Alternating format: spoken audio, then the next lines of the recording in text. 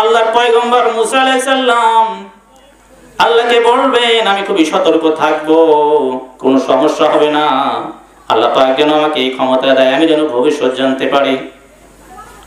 তো মুসা আলাইহিস সালাম আল্লাহকে বলেন, আল্লাহ আমার এই উম্মত তোমার এই বান্দা ভবিষ্যৎ জানতেই চায়, তুমি অনুমতি তাকে এই পাওয়ারটা দিয়ে দাও।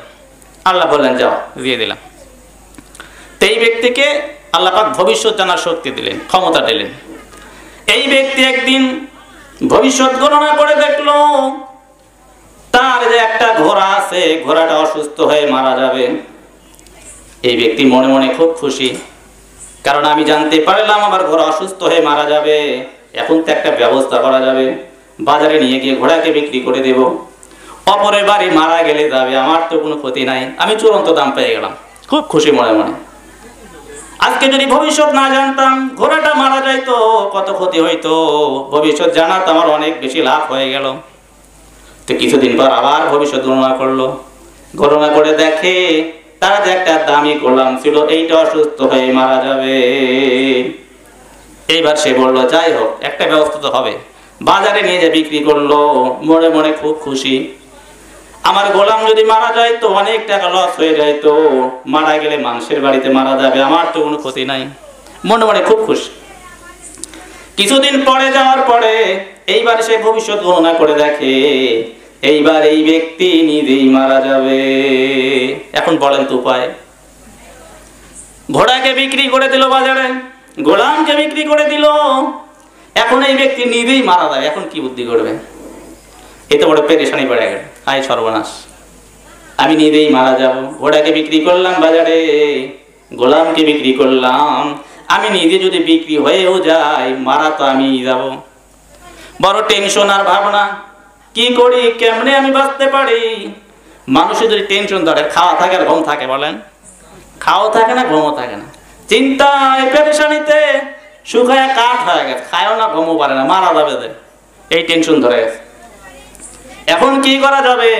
মুসা আলাইহিস সালামের সাথে মুসা আলাইহিস সালামের সাক্ষাৎ হয় না, অনেকদিন হলো। মুসা আলাইহিস সালামের সাক্ষাতের আশা করলো যে আল্লাহর পয়গম্বর মুসা আলাইহিস সালামের সাক্ষাৎ হলে একটা ব্যবস্থা হয়তো জানা যাবে, কিন্তু তার সাথে সাক্ষাৎ হইতেছে। অনেকদিন পরে মুসা আলাইহিস সালামের সাক্ষাৎ হলো। বললো যে আল্লাহর পয়গম্বর মুসা আলাইহিস সালাম, আমি তো বড় পেরেশান আর অস্থির হয়ে গেছি, বড় টেনশনে পড়ে গেছি। বলে কি টেনশন তোমার?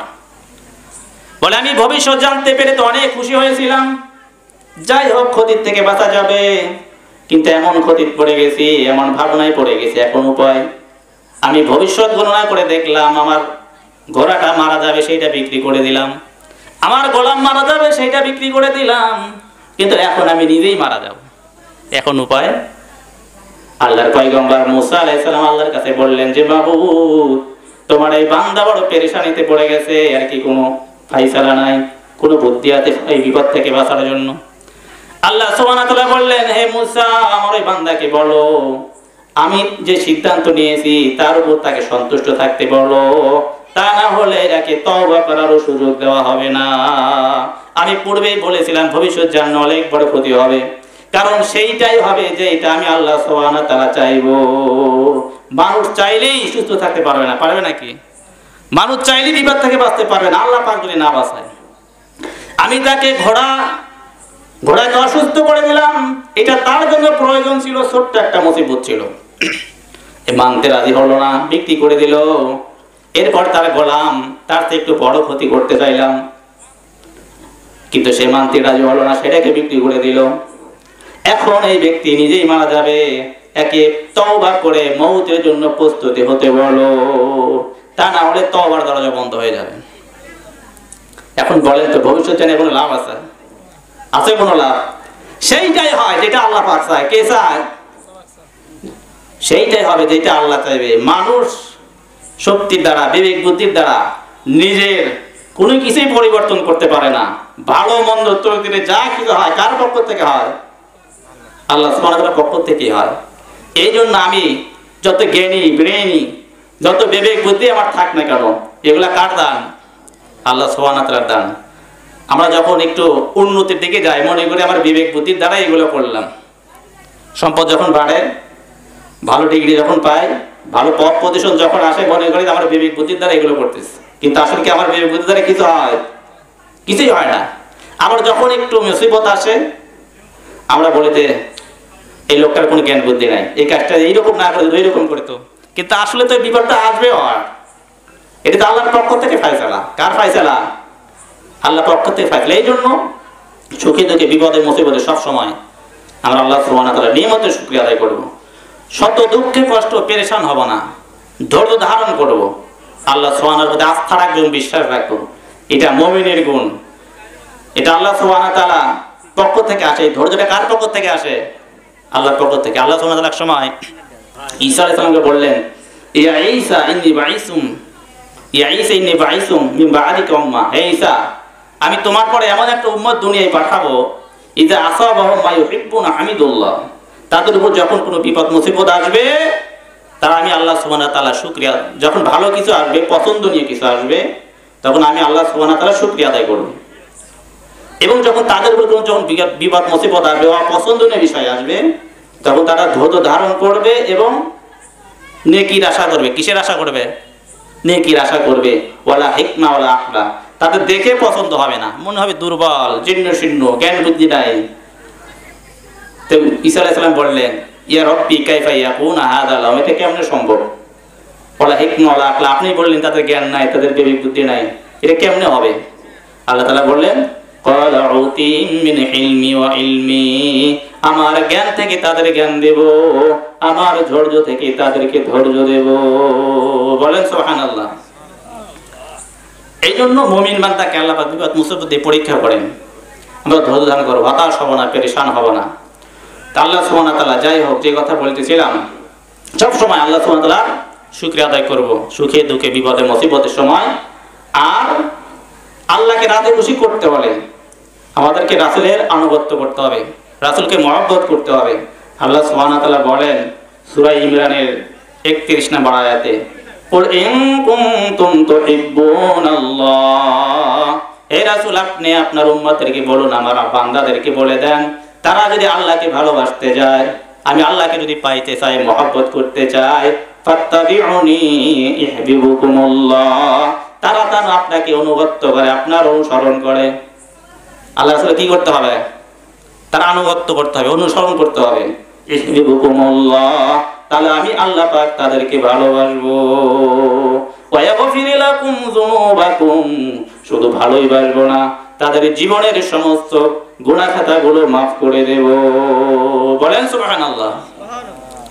তাহলে যদি আমরা গুনাহ মাফ করাইতে চাই, আল্লাহর ভালোবাসা পাইতে চাই, আমাদেরকে রাসূল পাক সাল্লাল্লাহু আলাইহি ওয়াসাল্লাম আনুগত্য করতে হবে, তার অনুসরণ করতে হবে।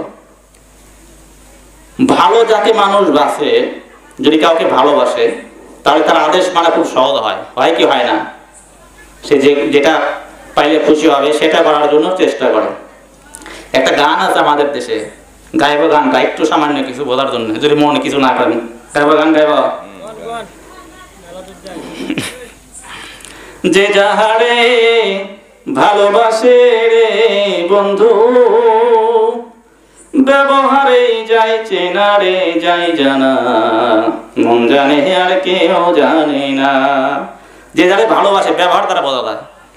তা আল্লাহ রাসূলের আশিক হতে হলে আমি যে আল্লাহ রাসূলকে ভালোবাসি, আল্লাহকে ভালোবাসি, আমার আচার ব্যবহার দ্বারা বোঝা যাবে। নামের সাথে যত আশিকে রাসূলই বসাই না কেন, যদি রাসূলের আদর্শ না থাকে, আমাদের কোনো লাভ আছে? আমি যতই নিজেকে রাসূলের আশিক বলি, কিন্তু রাসূলের আখলাক চরিত্র এগুলো যদি আমার ভিতরে না থাকে, এর কোনো লাভ নাই। এই জন্য আল্লাহ পাক বললেন ফাত্তাবিউনি, রাসূলের অনুসরণ করো। কারণ ভালোবাসা যে দাবি করে তাকে রাসূলের আনুগত্য করে, তাকে অনুসরণ করতে হবে রাসূলের সুন্নাত অনুযায়ী। তো কেমনে ভালোবাসবো? আল্লাহ রাসূল বললেন, মান হাব্বা সুন্নতি ফাকাদ হাব্বানি ওয়া মান হাব্বানি কানা মাই ফিল জান্নাহ। যে আমার সুন্নতকে ভালোবাসবে সে আমি রাসূলকেই ভালোবাসলো, আর যে আমি রাসূলকে ভালোবাসলো তার সাথে একই জান্নাতের ভিতরে থাকবো। বলেন সুবহানাল্লাহ। দিন দুপুরে পাড়া ঘাটেতে করিয়া না জানা, পাখির মতো থাকতো যদি আমার দুটি ডানা, নবী গো ও আমি না শুনিতাম মানা, যেতাম উড়ে সোনার মদিনা। নবী গো আমি না শুনিতাম না, না যেতাম উড়ে সোনার মদিনা। ও ও দয়ার নবী গো, টাকা পয়সা জমিদারি নেই তো প্রয়োজন, তুমি যদি নাও করে আপন। দুনিয়া ভুলে যেতে চাই, শুধু তোমায় পেতে চাই, তুমি ছাড়া বৃথায় জীবন। তুমি আমার জীবন মরণ, তুমি আমার জীবন মরণ, পথের ঠিকানা নবী গো। ও আমি না শুনিতাম না, না যাইতাম উড়ে সোনার মদিনা। ও নবী গো আমি না শুনিতাম না, না যাইতাম উড়ে সোনার মদিনা। মানুষ যাকে ভালোবাসে তার অনুসরণ করা খুবই সহজ হয়, তার জন্য জীবন পর্যন্ত মানুষ দিতে পারে। পারে কি পারে না? যাকে মানুষ চায়, যাকে মানুষ ভালোবাসে, তার জন্য জীবন পর্যন্ত দিতে পারে। তা আমরা যদি আল্লাহ রাসূলের প্রকৃত আশিক হই, তাকে যদি পাইতে চাই, তার সাথে যদি একই জান্নাতে থাকতে চাই, তাহলে রাসূলের সুন্নতের অনুসরণ করতে হবে, রাসূলের সুন্নতকে আমাদের জীবনে বাস্তবায়ন করতে হবে। রাসূলের জন্য জীবন মরণ সবকিছুই রাসূলের জন্য হতে হবে। কার জন্য? ততক্ষণ পর্যন্ত পরিপূর্ণ ইমানদার কেউ হতে পারবে না যতক্ষণ ছেলে মেয়ে অর্থ সম্পদ এমনকি জানের চাইতেও রাসূলকে বেশি মহব্বত না করবে, ততক্ষণ পর্যন্ত সেই ব্যক্তি কি হতে পারবে না? লা ইউমিনু আহাদুকুম, কেউ ইমানদার হতে পারবে না। এজন্য আমরা যদি প্রকৃত ইমানদার হতে চাই, নিজেকে যদি ইমানদার হিসেবে দাবি করি, আল্লাহ তাআলার মহব্বত পাইতে চাই, রাসূল পাক সাল্লাল্লাহু আলাইহি ওয়াসাল্লামের আদর্শ আমাদের জীবনে বাস্তবায়ন করতে হবে। রাসূলের জন্য আমাদের জীবন, রাসূলের জন্য আমাদের মরণ হতে হবে। মুসাইলামাতুল কাজ্জাব ভণ্ড নবীর দাবিদার করলেন। সে বলল যে না, আমি শেষ নবী আল্লাহ রাসূলের জীবিত অবস্থাতেই। মুসাইলামাতুল কাজ্জাব নিজেকে ভণ্ড নবী দাবি করলো। হযরত হাসান রাদিয়াল্লাহু আনহুকে ধরে নেওয়া হলো, তাকে আটকানো হলো। মুসাইলামাতুল কাজ্জাব বলল, হে হাসান রাদিয়াল্লাহু আনহু, তুমি বলো যে আমি শেষ নবী, এতটুকু কথা তুমি বলো, মুহাম্মদ শেষ নবী না, আমি শেষ নবী। হযরত হাবিব রাদিয়াল্লাহু আনহু বললেন, হাসান না, হাবিব রাদিয়াল্লাহু আনহু, হযরত হাবিব রাদিয়াল্লাহু আনহু বললেন যে না, তুমি কেন শেষ নবী হবে? কারণ শেষ নবী আমাদের নবী জনাবে মুহাম্মদ রাসূলুল্লাহ সাল্লাল্লাহু আলাইহি সাল্লাম। আল্লাহ রাসূল বললেন, আনা খাতামান নবী লা নবিয়্যা বাদি, আমি শেষ নবী, আমার পর আর কোনো নবী আসবে না। যদি কেউ নবী দাবি করে সে ভণ্ড, সে কি ভণ্ড। এখন কেউ যদি বলে তুমি তো শেষ নবী, একটা মর্যাদা দেখাবে, এতটুকু কথা যদি কেউ বলে তার ঈমান থাকবে না। কাজে কেউ যদি ঈমান দাবি করে যে আমি নবী, তো এটা সে ভণ্ড নবী। কি নবী? এটাকে ভণ্ড। কারণ শেষ নবী আমাদের নবী জনাবে মুহাম্মদ রাসূলুল্লাহ সাল্লাল্লাহু আলাইহি সাল্লাম, আর কোন নবী দুনিয়াতে আসবে না। এজন্য হযরত হাবিব রাদিয়াল্লাহু বললেন যে না, রাসূল পাক সাল্লাল্লাহু আলাইহি সাল্লাম তিনি পাক জবানে বলেছেন লা নবিয়্যা বাদি, আমি শেষ নবী। কাজে তোমাকে আমি নবী কেন স্বীকার করব? মুসাইলামাতুল কাজ্জাব এইবার কি করলো? হাবিব রাদিয়াল্লাহু আনহু চোখকে উপরে তুললো, চোখ তুলে দিল। এইবার তার ঠোঁটকে কেটে দিল, দুই হাত কেটে দিল, আর বললো এখনো সময় আছে, আমাকে শেষ নবী হিসাবে স্বীকার করো, আর বলো আমি শেষ নবী, মুহাম্মদ শেষ নবী না, এতটুকু কথা তুমি শুধু বলো। হযরত হাবিব রাদিয়াল্লাহু আনহু বললেন যে না, এটা আমি কখনো স্বীকার করব না। এরপর তার পা কেটে দেওয়া হলো, এরপরে তার চামড়াকে ছিঁড়ানো হলো, কিন্তু জীবনের শেষ নিঃশ্বাস ত্যাগ করে দিল। তবু এই কথা বললো না যে তুমি শেষ নবী, বারবার বললো যে না, আমাদের নবী জনাবে মুহাম্মদ রাসূলুল্লাহ সাল্লাল্লাহু আলাইহি সাল্লামের শেষ নবী। যতই আঘাত করো না কেন, যত কষ্টই দাও না কেন, মরতে কষ্ট করতে করতে জীবন দিয়ে দিব, তবু তোমাকে নবী হিসাবে স্বীকার করব না। এটাই ছিল মহব্বত, এর নাম তো রাসূলের মহব্বত। এই মহব্বত জীবনে আমাদের থাকতে হবে, তার আদর্শ, তার আখলাক চরিত্র আমাদের ভিতরে থাকতে হবে। আছে কি আমাদের ভিতরে? রাসূলের সুন্নাত কতটুকু আমাদের ভিতরে? আমরা চেহারার দিকে তাকায় দেখি যে রাসূলের সুন্নাত আছে আমাদের আপনার ভিতরে, আমাদের জীবনে কাজকর্মের ভিতরে, আমাদের সাংসারিক পারিবারিক বিবাহ শাদী আচার ব্যবহার লেনদেন, এর ভিতরে কি রাসূলের সুন্নাত আছে? আজকে আমরা মুসলমান, কিন্তু দেখা যায় বিবাহ শাদীতে ইহুদি খ্রিস্টান যেগুলো করে, বক্স বাজায় বাজায় বাড়িতে নাচ গান করা হয় কি হয় না? গায়ে হলুদ চড়ে বিবাহ শাদী হয় না, নাচ গান করা হয় বক্স বাজায় বাজায়। ইহুদি খ্রিস্টানদের কালচার, সভ্যতা, তাদের সংস্কৃতি আমাদের জীবন দিয়ে ভরে গেছে। শুধু মুখে আছি যে আশিকে রাসূল, কিন্তু আসলে